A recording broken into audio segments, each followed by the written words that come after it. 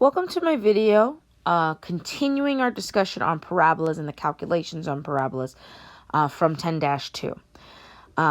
So just as a review of what we did in the last lesson, I do have an example of write the equation of the parabola that has a focus of -9, 0 and a directrix of x equal to 9. I challenge you to pause the video and give this a try to test your knowledge. When you're done, unpause the video and check your work. So my focus is -9, comma 0. So that is this point right here. And my directrix is x is equal to a positive 9. So remember, focus is a point, directrix is a line. Okay. And so what do we know about this parabola? Well, we do know that our vertex is going to be halfway between these two values because it must be equidistant from both. So if we count our boxes, right, 1, 2, 3, 4, 5, 6, 7, 8, and 9, 10, 11, 12, 13, 14, 15, 16, 17, 18 total, right? We see that on both sides of this origin, we have a total of 9 boxes, okay? Making my vertex the point 0, 0. Also, we notice that because it's 9 units from each, that my p-value is equal to 9. Now, the only question that we have left is, will this be a positive 9 or a -9? And the best way to do this is by drawing a quick sketch. We know that our parabola will always face towards our focus. So that means this would be a quick sketch of this parabola. This means that it is a horizontal parabola, meaning that we want the equation with y squared. As well, we know it's facing a negative direction, so that p-value that we found is going to be negative. So with all this information, right, we see that we can plug our values into the equation. Y minus k squared is equal to 4px minus h. K being the y value of my vertex, p being that value we just found, and h being the x value of my vertex. Any simplifications that can be done should be done.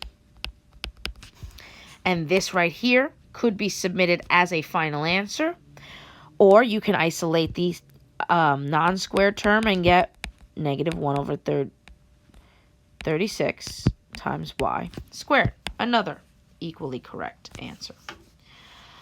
So now today what we're going to be doing is we're going to be working in the opposite direction, right? Now we're going to be given an equation and asked to find the vertex, focus, and the directrix, okay? So using all the same information that we know, the equations, our p-values, right, our vertex, we should be able to, work our way backwards for something like this.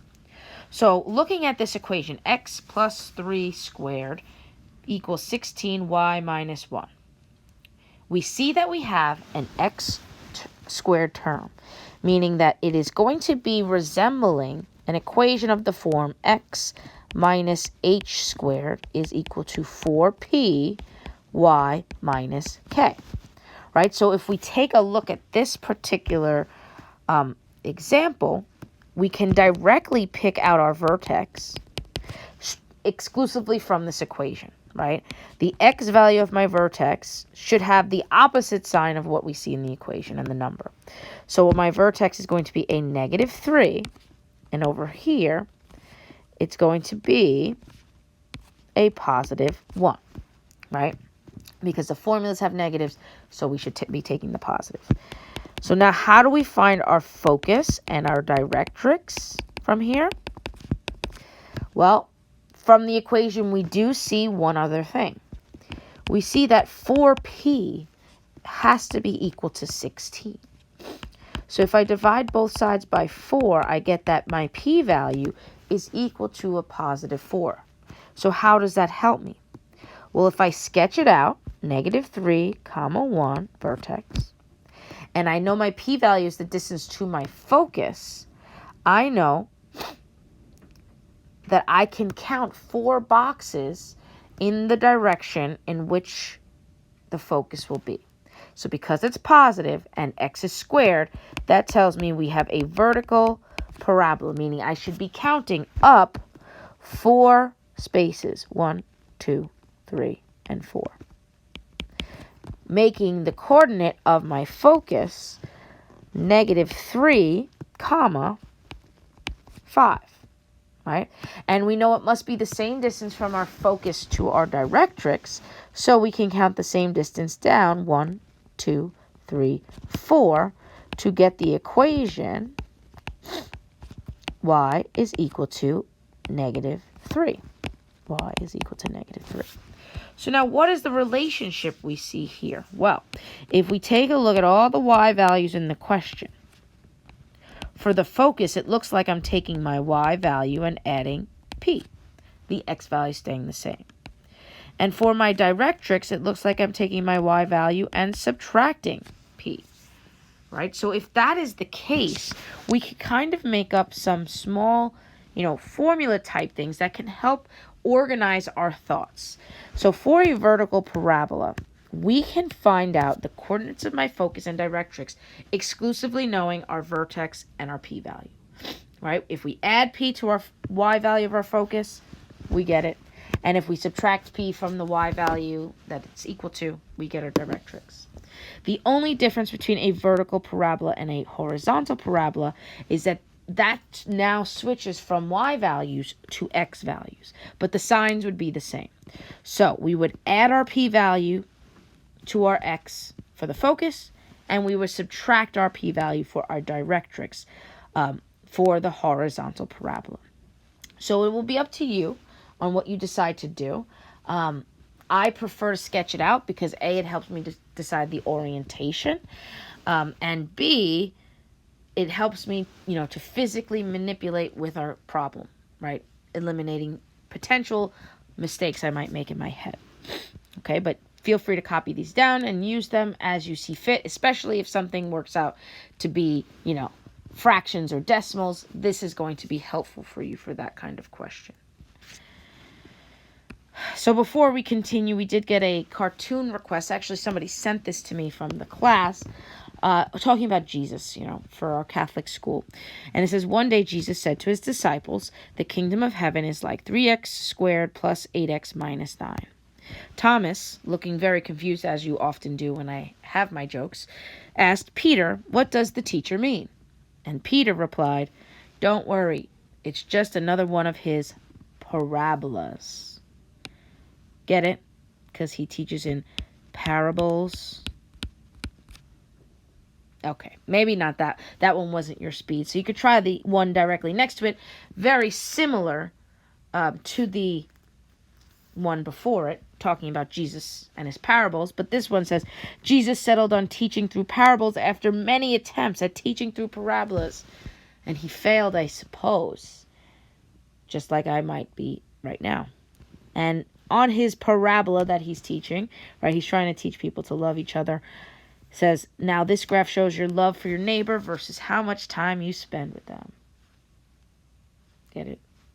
Okay. Now, if you hate both of those, I also have a meme for you. It says, when you have to pretend to get your math teacher's bad jokes just to stay on her good side. I'm sure there's a few of you with that face on right now. Okay.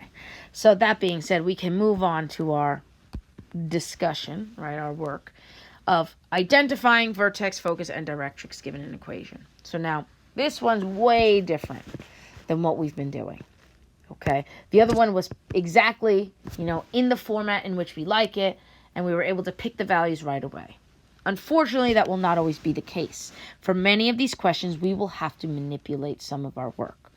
Okay, so what is the goal going to be? Well, once you identify what your variable squared is, and identify which equation you're going to be using, the whole goal will be to get as close to this format as possible so that you can pick out your vertex and your p-value and count the boxes.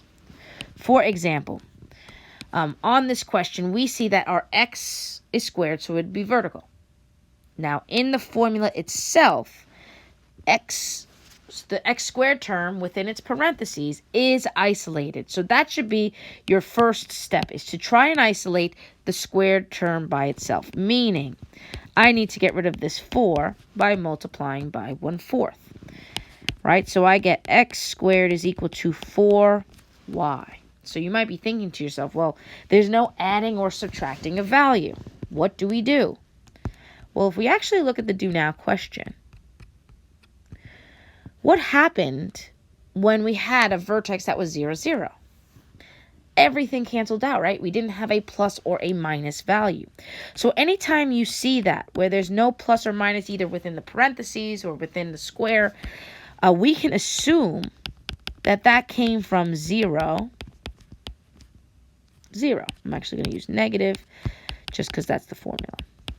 Okay, now that looks way closer to this format than the original one does. And we can now find all the pieces of information we need, right? We see that our vertex is 0, 0. And that our p-value is equal to 1.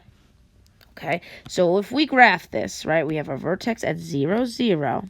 Vertex and a p-value of 1. This means we're only moving one box, and that it is a vertical parabola. That means that my focus is going to be 1 up and my directrix is going to be 1 down. So what does that mean? Well, the coordinates of my focus is 0, 1.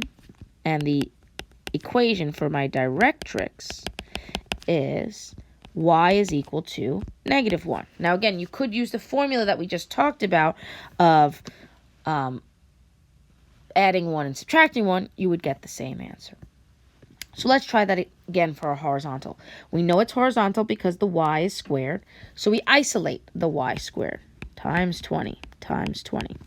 Now, just for continuity, I like to have my equation look very similar. So I'm going to move the y squared to this side of the equal sign and the x to that side. Remember, equal signs, you could switch the sides.